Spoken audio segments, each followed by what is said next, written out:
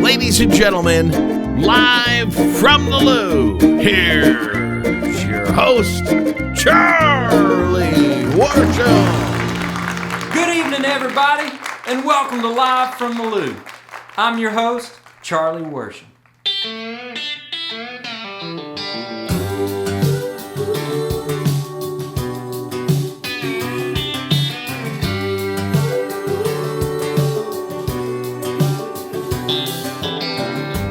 Fresh picked daisy in your hair, late summer lazy in the air, heirloom tomato on the vine, wind tiptoeing around the chime, watching whitetails walking past, a little wild turkey in my glass, black velvet rhinestone sky, and we already living in the by West Virginia, mountain mama, take me where the green grass goes, grounded as an old magnolia, sun to ties on a gravel road, super wraparound porch and you wrap around on super low smiling and natural charm. To your heart, it's what you do, making my sweet little country dreams, sweet little country dreams come true.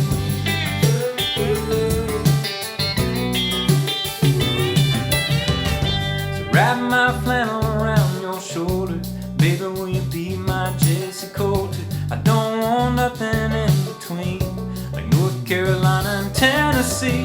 Little Grand Ole Opry on the radio, little hold me tight, a little don't let go. Pray the Lord our souls to keep, already dreaming before we fall asleep. West Virginia, mountain mama, take me where the green grass grows. I'm grounded as an old magnolia, sun to ties on a gravel road. To wrap around portion, you wrap around arms, smiling in natural charm. To your art, that's what you do, making my sweet little country dreams, sweet little country dreams come true.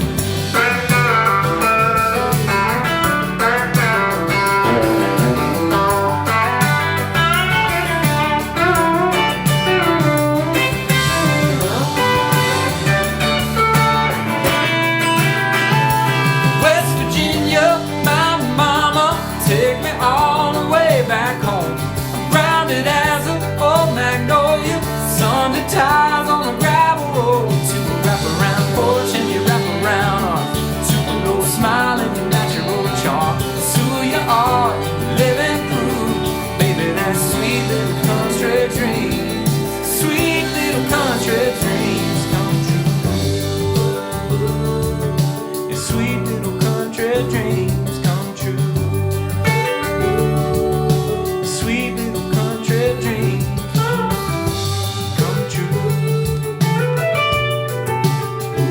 It's who you are, living proof. Sweet little country dreams come true.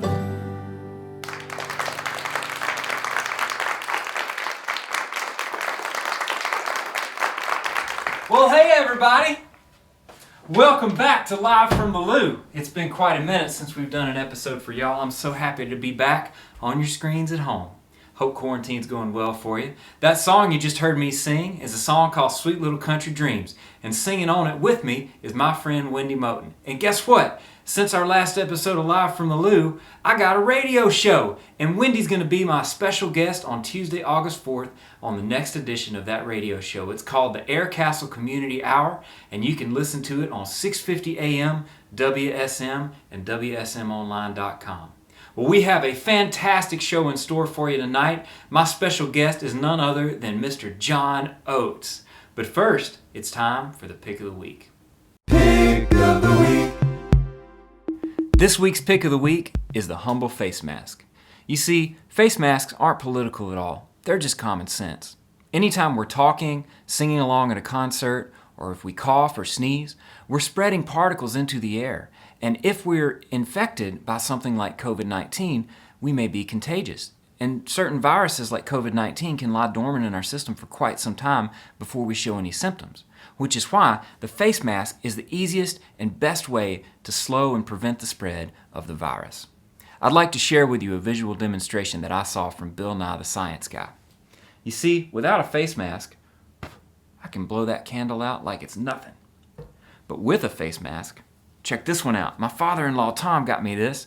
See, it says follow your heart like my tattoo. It's pretty cool. Thank you, Tom. With a face mask, it's really hard to blow that candle out. And face masks are easy to find and they're pretty cheap. I've got this one. I've got this one that my sweet wife Kristen found on Etsy. Pretty styling, huh? You can even use a bandana like this one from my friend Jason Myers. He made these to promote his excellent photography. My favorite thing about wearing a bandana for a face mask is I can pretend to be a Wild West cowboy. Let's see how the bandana does with the candle. Pretty good, huh? So the better that we can be about wearing face masks in public, the sooner we'll get to open up our businesses and get back to things like live music concerts. And you know I'm a fan of that. Y'all, I am so excited to share with you a conversation I had recently with tonight's special guest. He's a member of the Rock and Roll Hall of Fame, a member of the Songwriters Hall of Fame, and one half of the world-famous duo Hall & Oates, who have sold over 80 million records worldwide. These days, he spends a lot of time in Nashville, and he's making some great solo records, and our conversation ranged everything from the Delta blues music that inspired us both to the Nashville music community and beloved venues like the Station Inn, which happens to be where he recorded his upcoming release. So what do you say we jump into the conversation with a man who I am proud to call my friend, the one and only John Oates. It's so good to see you, John. Well, Charlie, it's great to see you, even though it's on the screen and not in person. I'd rather it be in person, but hey, we'll take what we can get, right? That's right. Amen to that. Man, I've just continued to be more and more fascinated by your life journey, and I find so many parallels and so many lessons in my own journey that I can take from yours. One of which is how you grew up and your musical influences. Because I grew up in a household with a melting pot of influence when it came to music, and a lot of the same sources of influence, whether you're talking Motown and Memphis Soul, Delta Blues, even bluegrass. And for a kid who was born in New York City and grew up outside of Philly, tell me more about how music found you. Well, you know, music must have found me through genetics. I was one of those little kids who started singing as a baby, literally. I've got a recording of me singing Here Comes Peter Cottontail when I was 4 years old that my folks, they took me to Coney Island Amusement Park in New York. And they had one of those record booths, you know, the kind like Jack White uses, where you go in and you sing and you put a quarter in or a nickel or whatever it was at the time. And then a little plastic record pops out. Well, I still have that record. And then a number of years later, I went back to that same place and sang All Shook Up when when Elvis kind of broke. So, you know, I sang as a little kid. My parents, even though they weren't musical, they gave me vocal lessons and guitar lessons. I started at 6 years old. And I always say, you know, I should be a lot better by now, right? But I beg to differ. Your thumbprint on all your musical endeavors is far-reaching because of that. Because I feel like you have so many influences to draw from, and you wear so many hats. But you definitely grew up at a time when American music was rock and roll was taking off. I feel like I was born at a really unique time. I'm old enough to remember music before rock and roll, which is kind of unique, I think, in a way, because my parents, you know, were of the World War II generation, and big band music and swing was their sweet spot. And so, you know, when I was a little kid, all I heard was big band music, and it really kind of stuck in me, and it's part of my musical DNA, even though I don't show it too much. But then I remember when rock and roll happened, when it came on the radio in Philadelphia. I remember there was one station that actually said, we're going to play rock and roll all the time. And that was like revolutionary. I mean, that was amazing. And so I remember hearing Chuck Berry and Little Richard and of course Elvis and, you know, Fats Domino. And so that was, you know, I started hearing that at the beginning of it. And by then, you know, I was just starting to play the guitar. So of course that's what I wanted to play. You know, I wanted to play those songs. 3 chords, you know how it goes. and Absolutely. I went on from there. You started to play guitar. Tell me about a man by the name of Jerry Ricks. Well, I'll tell you what, Charlie, what I can do is I can show you Jerry Ricks. If you look behind me, you're going to see a poster of him right there. I don't know Wow. if you can see it. See it I can back see there? it. Yeah. Yep. Well, that's Jerry. Jerry was a very important person for me. A guitar teacher at first, and a mentor and a friend later on. Jerry was a really amazing person. He worked at a club called the Second Fret in Philadelphia. It was a folk club, and all the great folk performers, and roots and blues performers played there. So I would see everybody, and right across the street from where he lived, which was very close to where I lived in downtown Philadelphia, there was a guy named Dick Waterman who. Bonnie Raitt was his girlfriend at the time, and Dick, Dick was he became a manager for Mississippi John Hurt, and Robert Pete Williams, Sonny Terry, and Brownie McGee, and various others. So when these guys were being kind of rediscovered during the folk boom, they would come to Philadelphia to play the folk clubs and to play the Philadelphia Folk Festival, and the overflow would kind of end up at Jerry's house. So I would literally walk in and Mississippi John Hurt would be sitting on the couch, and I'd be like, okay, this is incredible. And, I came for a guitar lesson and end up just sitting there for hours, listening to him talk and play. And so I got to watch him play, watch his fingers, which was, as you probably know, as a little kid, was a hell of a lot better than dropping the needle and trying to learn a song and, figure out whether first A, if their guitar was in tune, and B, how to what they were doing and how they were doing it. So I had this unique opportunity. Doc Watson used to stay there, Doc and Merle. So I had this incredible, experience through Jerry. And then at the same time, I would go on Saturday nights to the Uptown Theater on North Broad Street, which was part of the Chitlin Circuit, the Apollo in New York, the Howard in DC. And I saw the greats of R&B, the Temptations and James Brown, and Otis Redding, Sam and Dave. And, I'd see them, and I had this roots folk thing and this early classic R&B thing all happening at the same time. It was just absolutely the perfect place to be, as a musician. Throughout your career, this melting pot has been a part. In order to create music that didn't exist before, you had to experiment with so many influences, and you can hear that over the collection of your discography, whether you're talking about your records with Daryl or your solo records. When you think about those struggles and trying the alchemy of creating a new sound, was there a moment for you where you felt like you found that secret formula, or is it something that you're still trying to find and you just kind of have happy accidents along the way? Well, you know how it is, especially as a songwriter. You're always going to search for that next song, the next best song. Sometimes it's behind you, and sometimes it's not. But I think what it was a kind of a step-by-step thing. But regardless of the stumbling blocks and the successes, I think the thing that Daryl and I had in our favor, and it's something that I'm very proud of, that not many people really know about or think about, is that every decision that we had to make musically along the way, whether it was a business decision or whether it was a creative decision, it was always predicated on one thing, and that was, how can we keep doing what we're doing? Because we're going to be musicians one way or the other. If I have to teach guitar lessons, that's what I'm going to do. If I have to play in someone else's band, I'm probably going to do that. But regardless of the outcome, every time we had an important decision, would it allow us to be musicians? Would it allow us to keep playing and singing and doing what we were born to do, so to speak? And I think if you look at life and you look at your career that way, I think that's a solid way, because you'll never be disappointed one way or the other. That's right. The success came as a result of hard work and dedication and luck and, management and the world being with you at a certain period of time, Yeah. But, we didn't really have the big hits until the 80s.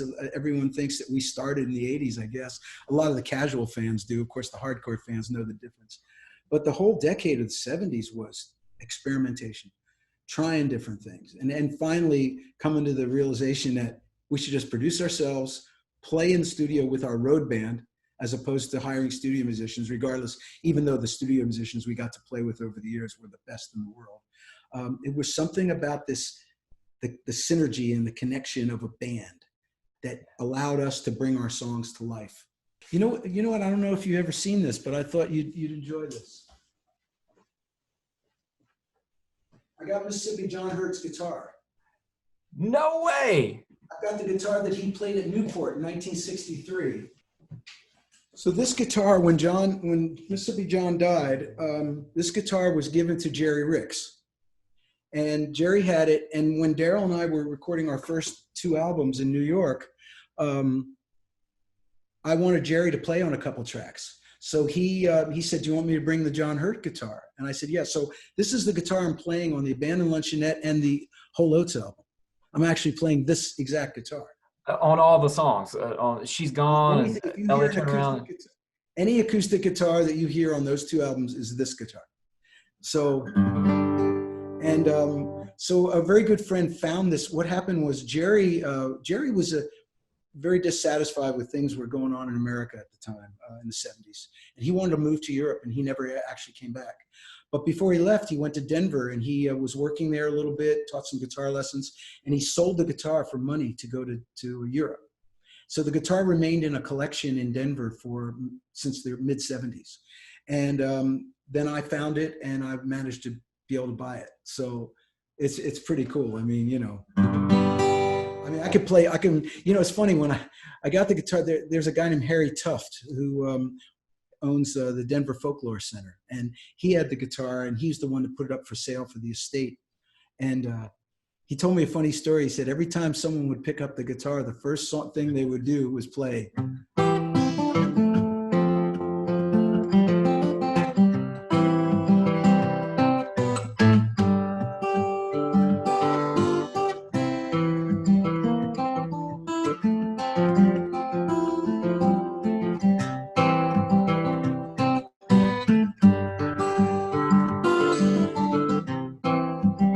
They'd play My Creole Belle. And it's funny, when I got the guitar, it's the first thing I played too. So it must have some mojo, in it from that. Without a doubt. Yeah, but it's a sweet little guitar. Well, anyway, thanks, man. I thought you'd get a kick out of this. I sure have. That's wild. Well, thank you. Thanks for having me, and we'll hopefully get together at some point. Absolutely. Thank you so much, John. Appreciate it. Ladies and gentlemen, performing the song Anytime with his all-star band from his forthcoming release, Live from the Station Inn, here's John Oates.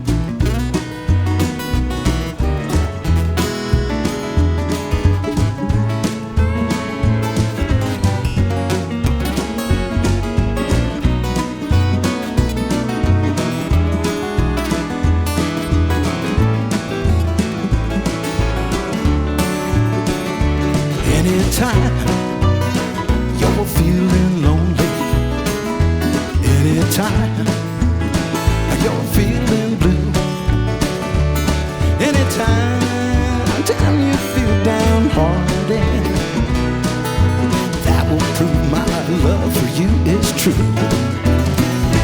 Anytime you're thinking about me, that's the time I'll be thinking of you. So anytime you say you want me back again, that's the time I'll come back home to you. Oh, take it one more time.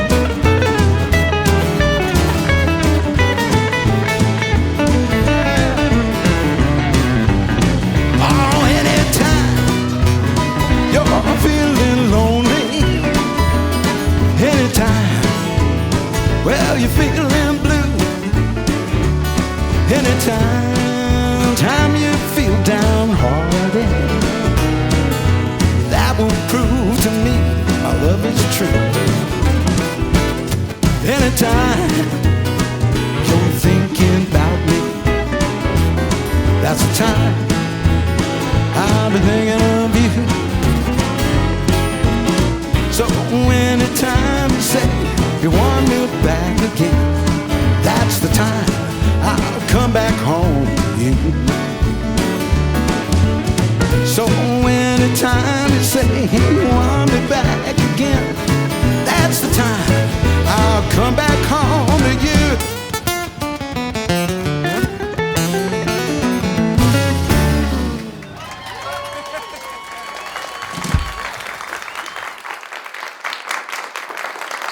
Well, I don't know about y'all, but that sure makes me want to sit in a creaky old chair at the station inn, order up a pitcher of beer, and listen to John Oates and his band play for hours on end. Boy, I can't wait to get back to that right there. Well, tonight we got another special treat in store for y'all. You may recall a couple episodes back on Live from the Lou, I told the story of Ready to Roll, my very first record made here in Nashville, Tennessee, a collection of bluegrass numbers that I got to perform with some of my musical heroes. Well, before I ever came to Nashville and made Ready to Roll, I was touring around on all the bluegrass festival and competition circuits, and one of those circuits led me to the Kosciuszko, Mississippi Fiddlers Jamboree. And tonight, we have a special edition of Young Charles that shows me competing at the Fiddlers Jamboree on banjo, mandolin, and fiddle. Here it is, another edition of Young Charles. Young Charles gonna do his thing. Young Charles gonna do his thing. Oh, Young Charles gonna do his thing. Young Charles gonna do his thing. Young Charles.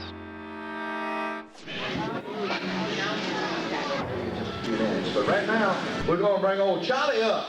Yep, Charlie Worsham, The Grenada Grenada, Mississippi. Old Charlie. Yeah, this is it. Do this right. Go ahead, Charlie.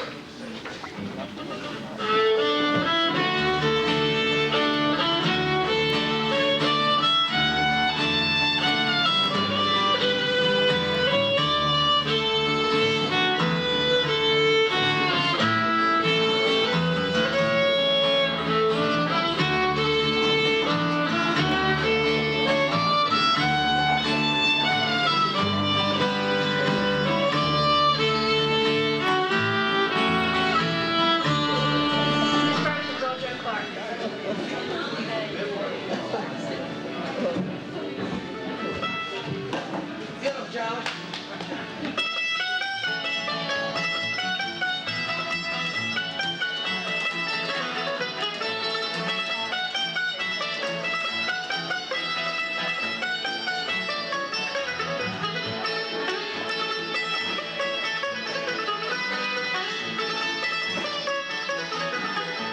Charlie Worsham, where you at, Charlie? He hadn't even had time to let his fingers cool off from picking that mandolin. Let that old man cool down a little bit. Have you already hit 11? Yes. Good. Are you married yet? No, you're not married. Okay. Still, so you're working on it. Okay.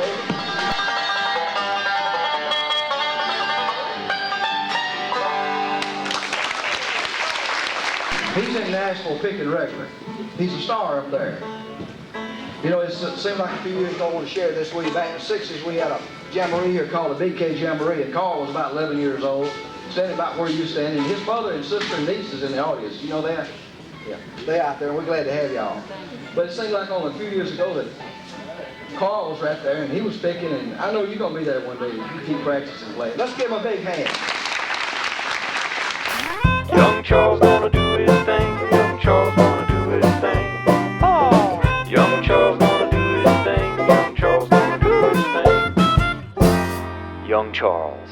Boy, it's fun to go back and look at that old footage. I've always loved bluegrass music, and I've always been grateful to be a multi-instrumentalist. Though I'll be honest with you, I'm glad I let the fiddle go. Because when you play a wrong note on the fiddle, it sounds like you stepped on a cat's tail. Meow! You see, every other instrument I play's got frets, but the fiddle ain't got none. And if I could go back to young Charles and tell him something while he's playing fiddle, I'd say, hey, careful here. Speaking of careful here, I tell you what, I got one more song for you, and it's called Careful Here.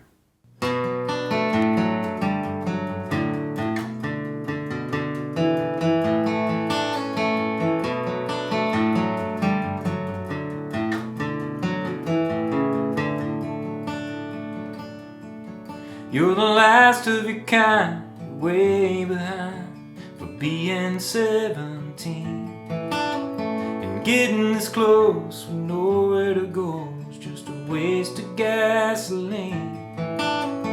She wants to go there just like you, but she ain't gonna show her fear. You got an angel away from her mom, you wanna be careful here. Dad took your keys for no good reason, stole a week of your life. You weren't even the one drinking, nothing about it's right. And you wanna tell him what you think about him, reckon your senior year. Before you say what you can't take back, you wanna be careful here. I wish I could go back in time, freeze the frame just before I cross that can't cross back line, unbreak the heart, unslam the door. If only I could have been there to slow me down and whisper in my ear, you wanna be careful here.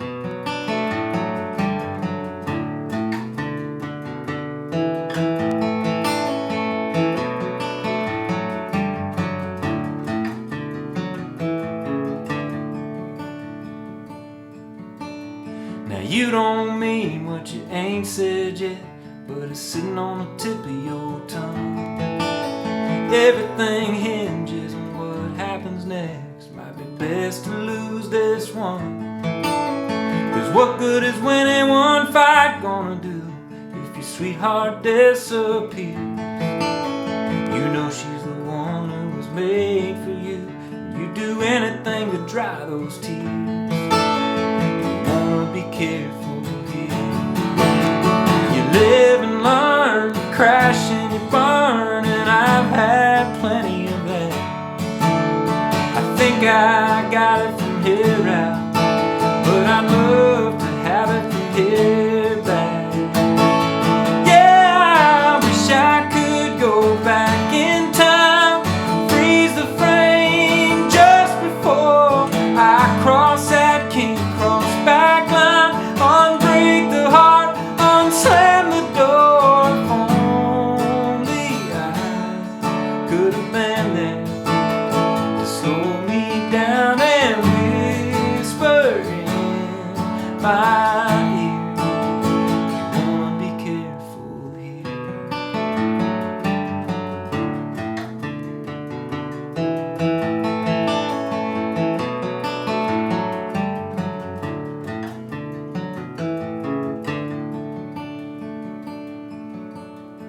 There's a little one, looks like you, coming up on a year. He's watching everything you do, you wanna be careful here.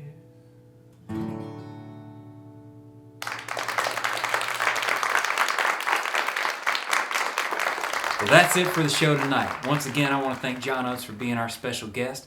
And y'all stay tuned, because I'm going to be back on Facebook Live with another edition of Lawn Chair Don't Care at noon Central on Thursday, July the 30th. Also, on Tuesday, August 4th, be sure to tune in to 650 AM WSM for the next edition of the Air Castle Community Hour. I got my friend Wendy Moten as a special guest, and you don't want to miss it. And we'll be back in August with another episode of Live from the Lou. Thanks again for watching, everybody. See y'all. Good night.